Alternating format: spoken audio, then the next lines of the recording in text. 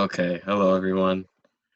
Today we're going to be presenting on the Donora Smog of 1948, and my name is Alexander Salazar. I have my partners Lucas Stroud, Jeremy Brown, and Esteban Vargas.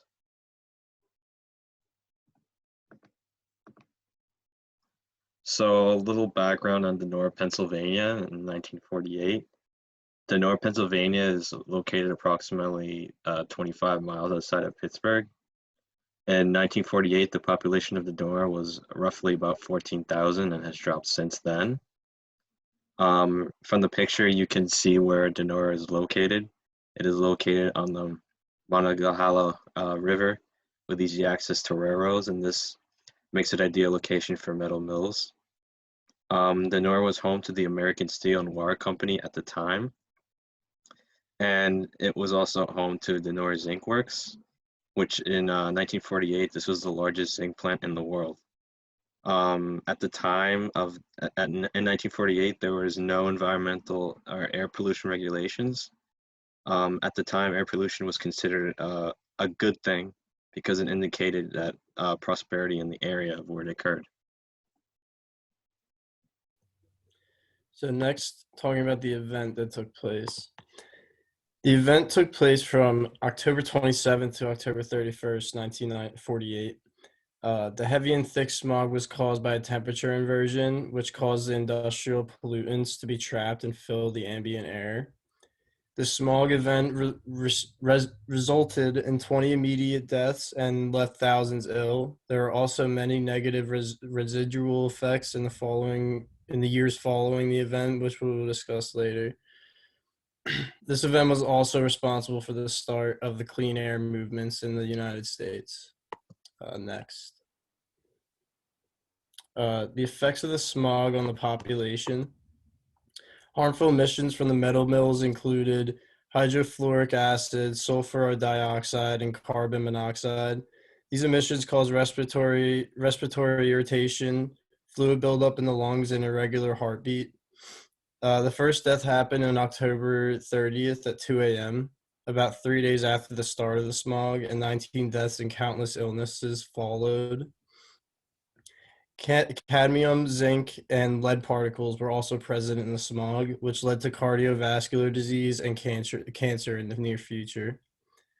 Higher than normal cancer and cardiovascular disease are recorded in Donora in the following years, even decades after the event occurred.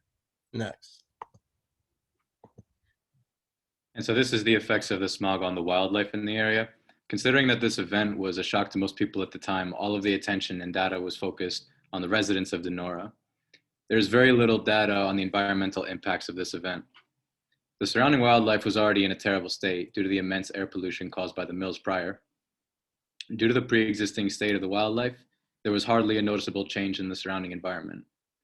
However, reports indicate that 15% of dogs got sick, and 10 out of 229 dogs died. Out of 165 cats, 12 got sick and 3 died. It was also reported by poultry farmers that their birds got sick, and 40% of those sick birds died. You can go to the next one. And these are the ethical/moral issues. Examining the morals and ethics of this event is difficult. We must put ourselves in the mindset of the time period. Air pollution was not seen as a threat in 1948. Little was known about the negative impacts it had on human health. And it is also important to consider that the population of Donora was mainly comprised of the people who worked at these factories and their families. At the time, the pollution was considered more of a tolerable nuisance since it was providing the town its prosperity. It is important to examine the moral issues during and following this event. Keeping in mind the time period, there are no discernible moral lapses by the engineers who designed these factories because they were not violating any laws or regulations. There are, however, apparent moral issues at hand of the town government and Red Cross.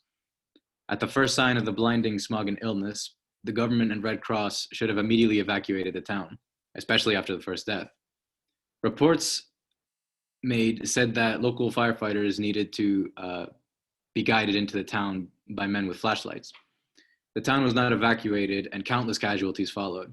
Had they evacuated the town at any point during the event, there's no telling the amount of deaths and illnesses they could have prevented. Even though the factories were shut down following the event, the mill bosses and employees scrambled to find another culprit for the incident. The town council was mostly comprised of mill workers, some of whom held executive jobs, and the first investigators were chased out of town by people with guns. Any suggestion that there could be some problem with the mill itself, which was supporting them financially, was simply something that there was no economic incentive to even entertain. It was very unethical of the town government and mill workers to turn away investigations and try to find a scapegoat for this event. Next one.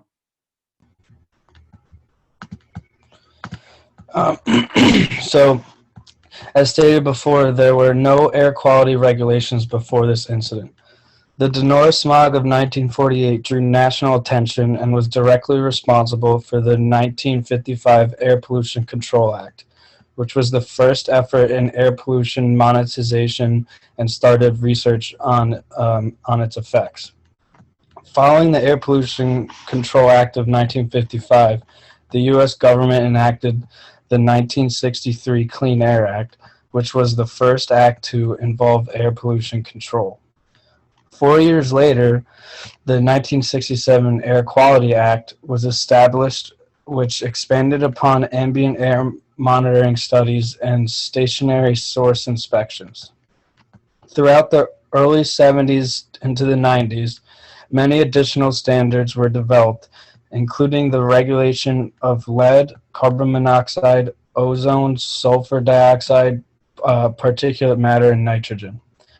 Closer monetization of urban air pollution, acid rain, toxic air emissions, and ozone depletion were also put into practice. Next slide.